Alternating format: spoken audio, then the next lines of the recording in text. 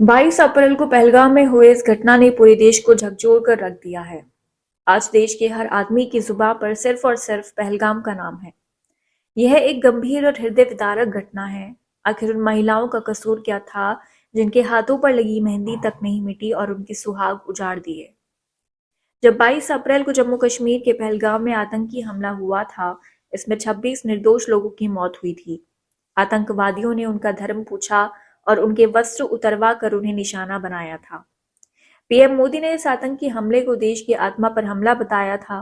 वहीं देश के गृह मंत्री अमित शाह ने चुन चुनकर बदला लेने की बात कही थी।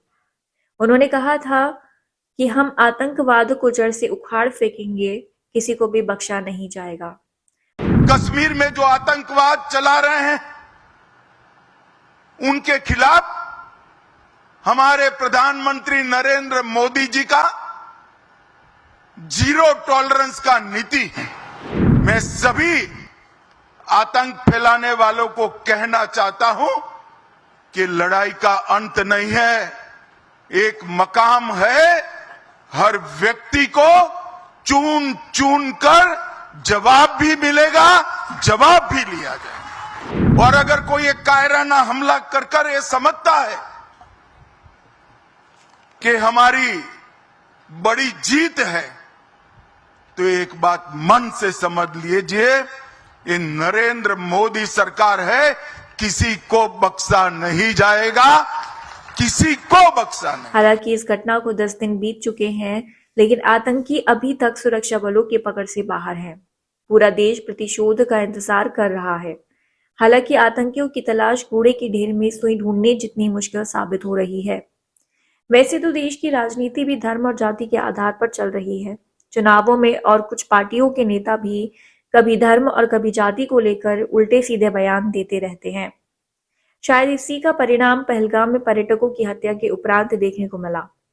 वैसे तो अक्सर सुनने और अखबारों में पढ़ने को मिलता है कि नाम और धर्म पूछकर हत्याएं होती रही हैं, लेकिन पहलगाम में जिस तरह आतंकवादियों ने इस शर्मनाक हादसे को अंजाम दिया है, उससे तो यह साफ हो गया है कि अब नाम और धर्म के आधार पर आतंकवादी सीधे सीधे लोगों की जान लेंगे।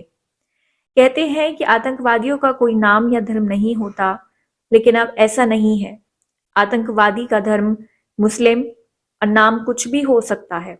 यदि आप यह मानते हैं कि आतंकवादियों का नाम व धर्म नहीं होता, तो अपने दिमाग से यह कीचड़ निकाल दीजिए। हमारी सरकारें बदलती हैं, बड़े बड़े आश्वासन देती हैं। मोदी सरकार ने तो यहाँ तक कहा था कि कश्मीर से निकाले कश्मीरी पंडितों को कश्मीर में पुनर्विस्थापित किया जाएगा, लेकिन सब कुछ धरा का धरा रह गया।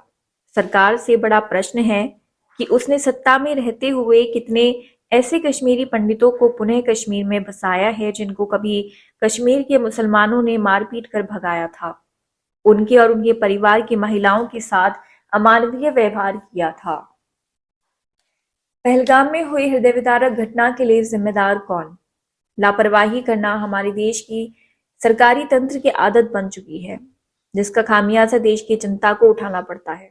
जब भी कोई गंभीर घटना होती है तो उसको महीने 2 महीने तक वहां की सुरक्षा पर मंथन किया जाता है, फिर वही सब पुराने ढर्रे पर आ जाता है। यानी कि हमारा सरकारी तंत्र ऐसी किसी भी घटना से कोई सबक नहीं लेता है। यही कारण है कि एक के बाद एक शर्मनाक व गंभीर घटनाएं होती रही हैं। सरकार बताए कि पहलगाम में हमारी स्थानीय केंद्रीय खुफिया इकाई एवं सुरक्षा एजेंसी उस समय कहाँ थी और क्या कर रही थी।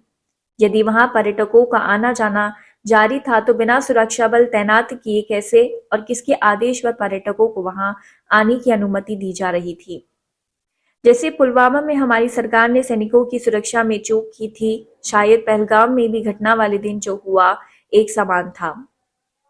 पहलगाम में घटना के दिन पार्क में आतंकवादियों ने जो तांडव मचाया था वह किसी से छिपा नहीं है। उस दिन आतंकवादियों ने लगभग 1 घंटे तक तांडव मचाया और 26 बेकसूर लोगों की जान ली। ताज्जुब तो इस बात का है कि उस दिन वहां सुरक्षा बल व स्थानीय पुलिस कहाँ थी। किसी भी सुरक्षा एजेंसी का वहां कोई अता पता नहीं था। लगभग 1.5 घंटे तक सुरक्षा कर्मियों का घटना स्थल पर न पहुंचना केंद्र सरकार व राज्य सरकार के लिए चिंता का विषय है, लेकिन चिंता है किसे? इस तरह से पुलवामा में हुए शर्मनाक हादसे में हमने अपने 40 सैनिकों को खो दिया था। लेकिन आज तक सुरक्षा जांच एजेंसियां आरडीएक्स कैसे और कहां से लाया गया इसका पता लगाने में भी असफल रही हैं। शायद यही कारण है कि आतंकियों के इरादे और बुलंद होते जा रहे हैं।